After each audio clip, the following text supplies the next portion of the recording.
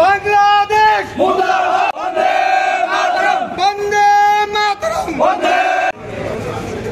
বাংলাদেশে হাসিনা সরকারের পতনের পর থেকে যে ক্রমাগত সনাতনীদের উপর আক্রমণ হচ্ছে আমরা এটা সবাই জানি, কিন্তু গত 3-4 দিন আগে থেকে যেইভাবে আমাদের দেশের জাতীয় পতাকাকে বাংলাদেশে অবমাননা করা হচ্ছে, বিভিন্ন স্কুলের সামনে আমাদের পতাকাকে রেখে তারা এর উপর দিয়ে হাঁটাচলা করছে। আমাদের পতাকার উপর হাঁটা মানে আমাদের 140 কোটি ভারতবাসীর হৃদয়ের মধ্যে পাড়া দেওয়া, এটা আমরা কোনোভাবে মেনে নিতে পারছি না। তাই ভারতবাসী হিসেবে আজ আমরা আইএলএসে এসেছি। আমরা বাংলাদেশি যারা রুগীরা আছে তাদের পরিষেবা বন্ধ করার জন্য। আমরা দেখেছি কলকাতাতেও একটি হসপিটালে ওনারা বলেছে বন্ধ করার জন্য, এবং ওনাদের একটা হেল্প ডেস্ক ছিল বাংলাদেশের, সেটাও আমরা খুলিয়েছি। আমরা ওনাদেরকে অনুরোধ করেছি আইএলএস কর্তৃপক্ষকে যে অবিলম্বে বাংলাদেশের রোগীদের পরিষেবা বন্ধ করতে হবে। তার জন্য আজ এখানে এসেছি। ওনারা আমাদের আশ্বস্ত করেছে যে একটা নোটিশ ওনারা লাগা দেবে, তারপরেই বাংলাদেশের রোগীর পরিষেবা বন্ধ হয়ে যাবে।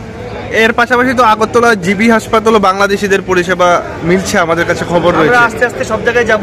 আমি বলেছি আখড়া রোডে ওনাদের একটা ফ্লেক্স আছে, ওটাও খোলার জন্য আমরা ওনাদেরকে বলেছি।